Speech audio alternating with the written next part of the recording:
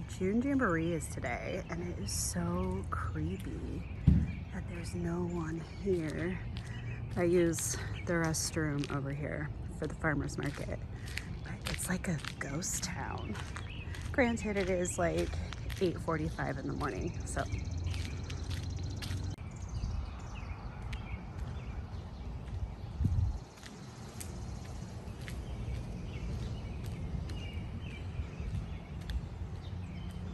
Good morning. It is the morning of the farmer's market, and I'm walking through June Jamboree that's going on. It happens every June here in Pendleton. To go use the restroom. I'm walking back to my booth right now, but I'm so glad there are these other food options.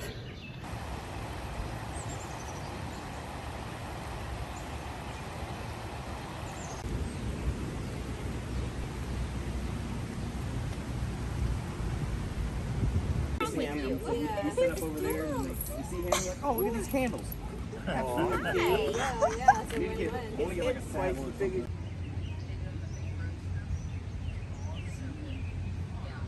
Came home from the farmer's market today and looked out the window from the kitchen as we're making our dog food, and look at this.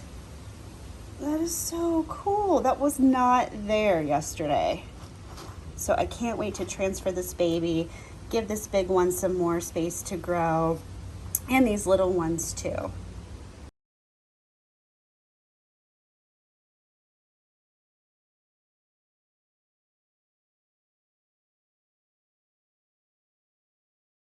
So I am getting Aphrodite and David out of the window, but it looks like he has a bouffant, which is really funny. I don't know why Jolene sounds like a demon right now. What is going on with that girl? There's stuff going on. I need to do some more dusting up here because I'm just kind of switching out my plants. I'm gonna obviously dust. Look at how thick that glass is there. I think the last time I dusted this, it was like in the winter, and now it's summer. It's like June. So I also want to do some more research on this guy because we have been growing him for the past year. David has like some kind of headpiece going on here. So and look at this. I just like pulled this up and it just came right out. But it has like a little like nursery pot in there that's really teeny tiny, and I think he's ready to move on. So I might like take one of those little baby cacti that's coming off the one with the blossom and put him in there. I'm looking up what the zebra cactus does and its habits in this Plantopedia book. I'm obsessed with it. I tell everyone about it at the farmer's market. But I'm learning something new because this guy and the one that I believe I think those are different ones. The one in Aphrodite's head and that one there in the corner, that's like the lonely kid over there. I gotta figure out if they're not the same. I thought they were when they were juveniles, but they're definitely different, so I need to figure those out. Here's the progress of the window so far. I went ahead and took everything out and cleaned it. Right now I'm just, oh, there's my husband back there with the dogs. I cleaned it out really well, and I want to rearrange some of my plants, and let me show you what I have in mind. We have a little conga line going here. So I have this dragon, I think it's a dragon fruit cactus. My cousin gave me it as just those leaves. There's a lot of cat hair in there, and I'm like, let's get you cuter. So I'm gonna put this guy in David's hair. What he currently has for a bouffant, Aphrodite, and this guy, they're all gonna share a pot right here because I want to see what they'll do together. Then my aloe that I've had forever, she's looking really good. I'm gonna repot this one into this terracotta pot, and I'm gonna put it next to my whale fin. Then I'll take what will be David's new hair and his current hair and his two other cactus friends, can't remember, zebra cactus friends, into here. And then all three, let's see, it'll be like 1, 2 pots will be in the window. And this will be from my personal collection. Sorry, got done with the farmer's market. Just get done with the farmer's market today, and so I've just been exhausted. We make our own dog food, so for our greyhound. But it's just been like a go kind of day, and I had some matcha, and now I'm kind of like, all right, let's clean this window and do some plant stuff that needs to get done around the house. So that's what I'm doing. So I picked some rocks out of our garden here so I could line, I've used this pot before, this terracotta pot to put our aloe in.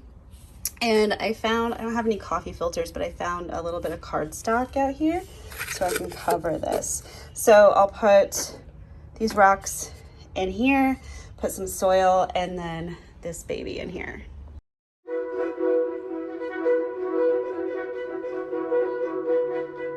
I just took it out of the pot that it was in to put it in this, and look at how these little baby roots are.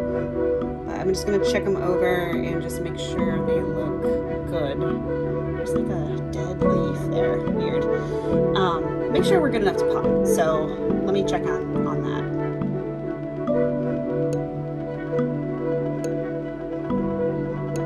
So there you have it. He is happy in his new home. It's kind of like you think about crustaceans and like hermit crabs in shells. So you have to like get a bigger, like the hermit crab, when he gets too big, he wants to get a new shell. So the aloe plant needed a new home too. So I'm gonna put him next to my whale fin and get started on these guys. And I think I'm just gonna power through it and do like a before and after. So here is the before and after. So I decided not to use these because these guys were in this little, like about a planter, like a nursery pot, about a little bit bigger than this. So it kind of felt like, okay, why am I putting them into something that's like this big if they've already had something bigger? And I wanted to do it together. I've never worked with these plants before. Like I said, it was a gift. I don't even really know. It's like a dragon fruit cactus, I believe. So we'll just see how it does. Ta-da! There's the finished product of the window. We mostly have some cacti in here. Looks pretty good. It's a couple days later, and look at this little blossom that my cactus gave me. It's so pretty. She's not even paying attention. She's gonna run me over with the cart. Plant shopping. Okay, it's a day later, and she is really blossomed today.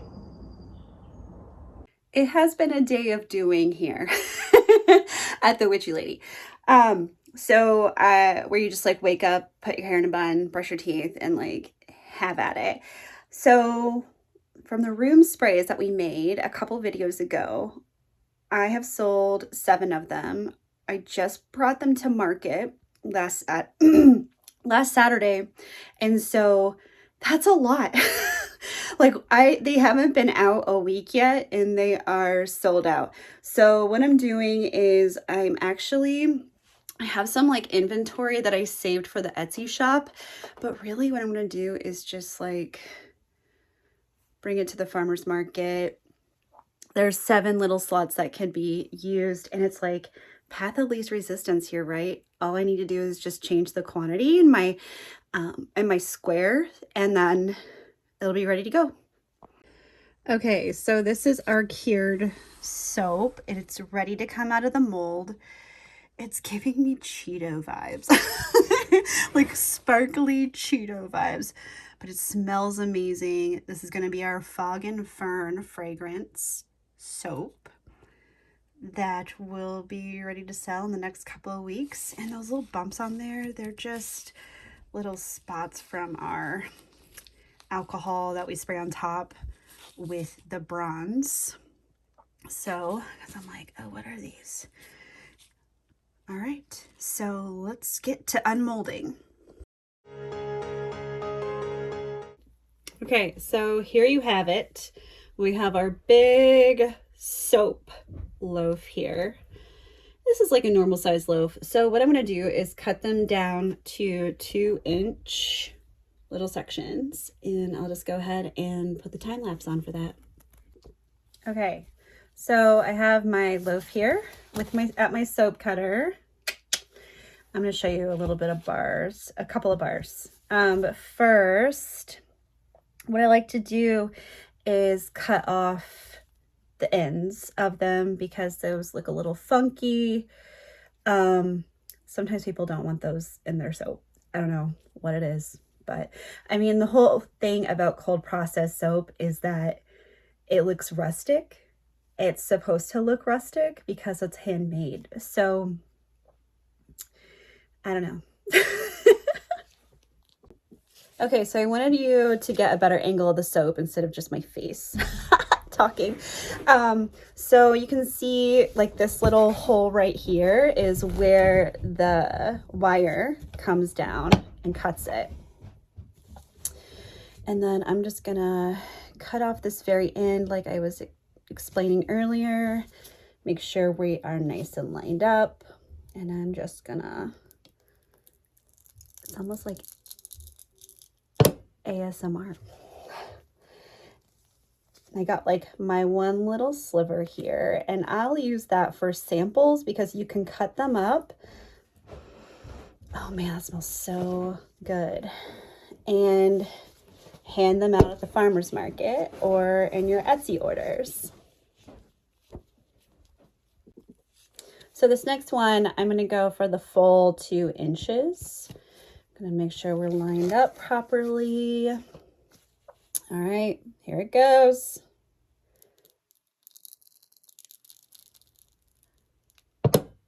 I love that sound. And you just take it off, and you can see it looks more like a green soap, but on the top we have a little bit of that dusting. I'm trying to get in the light, but this thing is blocking it, but you'll see what I mean. Then I'm just gonna set them on my curing rack, lift up my cutter, clean it off, go to the next one. And we'll probably get about 8 to 9 bars out of this loaf. It all depends on how far back you set your requirements on this little block right here.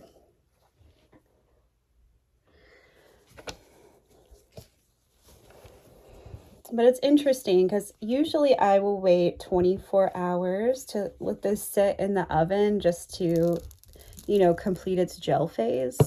But this time I didn't really have a whole lot of time to do that. So like I was saying, I usually wait about 24 hours just because of the way that I mix up my my soap batter. I usually can get it out of the mold and cut it the next day within 24 hours. But this time we had a couple of things to do. Let's see if that gelled all the way through. It should have. Maybe it's just the color. We're giving it some time to rest in here too, so it shouldn't be that big of a deal. We just had the farmer's market. Let's see, when did I make these? It wasn't Friday. I think I made this Thursday night. Today is Tuesday. So I didn't pull it out of the oven until today. And that is the longest I have ever gone in between pulling it out of the mold, making it and pulling it out of the mold. Let me see here. I have a little bit of a circle in here, which I think is kind of strange. I wonder if it's just the way the color turned out. Let me get this out of the way so you can see it. But you see that little like circle in the middle? It looks like a glycerin, like a big glycerin river, which doesn't allow this whole saponification to process. But I'm wondering if it's just more of the the mica that we used, because this thing was in the oven for gelling for quite a while. But before this soap gets sold or used or anything, I always like to do a pH strip test just to make sure everything is safe to use. And if it's not, I'll test all my soaps and make sure they're doing well before I even consider selling them. It's just a little like courtesy, you know? You wouldn't want anyone to use your soap and you still have like raw soap. No one likes raw soap. That would be painful.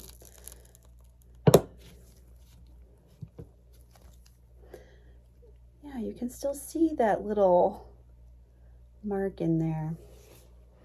That's strange, but it does smell good.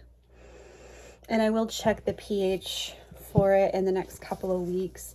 I usually let my soaps cure for 3 to 4 weeks. And I'm using, instead of a 50-50 lye to water solution, I do the 75 to, oh my gosh, what's the math? It's like the ratio is 1.75 to 1. Is that right? I'll have to look at my recipe. And if you're looking for recipes for make cold processed soap or anything, I really love Jerica Zimmerman's channel. She has a Patreon that shows you all of the different recipes that you can make for soap. She's also been in the game a really long time. She's super knowledgeable and she is so inspiring to me. All right, last one. Ta-da! And we have this little one that we'll use for samples. Yeah, so you can go check her out. She's on YouTube. Let's see, we almost have 1, 2, 3, 4, 5, 6, 7, 8, 9, 10, 11 bars of soap. So that's cool.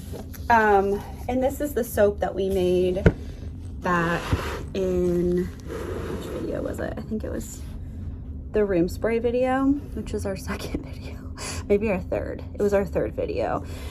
I keep losing track of things because it's like I like to incorporate different things in every video that we do, where it's like in one video we're doing plants and soap. In the next video we're doing room sprays and like chunky chickens. So that way you have like a bunch of content like within one episode. And it's fun because it's just kind of like, well, just come along with me and see how everything goes. All right, let me just turn this around. And I keep these guys curing for the next 3 to 4 weeks because soap loses a lot of water during its curing time to make sure everything is good to go. And it continues to lose water over the next however many times, however long until you use it. But the first 3 to 4 weeks are a little bit more crucial because you lose the most of it during those time periods. I have this wild idea. Because I want to make 2 different types of soap, I'm thinking about doubling up because I want to use these molds. I need to clean up everything, so I still have some time with this. But this is what I'm thinking. 2 different kinds of soaps, 1 recipe, split it in half, because these are 2 pound, and I'm just like talking through this too. These are each 2 pound molds. So I would make the recipe for 4 pounds of oil and then mix that all together with the lye water solution, split it in half, add, like put one in a pitcher, keep the other one in the vessel that it's already in that I used to mix up everything. Have a distilled water for like cleaning my hand mixer in between each of those. I can go back and forth, add in different colorants. This kind of stresses me out. but I'm really curious to see how it would turn out because I want to make our Magical Mystery soap. It's Magical Mystery Apple, and I want to make some lavender soap. So for Magical Mystery Apple, the only thing that's different between like that I would need to add is it's an in the pot swirl. So it would be like bring in like 2 different oils in these pitchers, add in the micas, and then once I have it sectioned off from the rest of this 2-pound mold, then I can do that. I don't know if I'm gonna have enough time. I'm thinking like maybe I should stick to 1 color for each one and 1 fragrance, obviously 1 fragrance for each type of soap.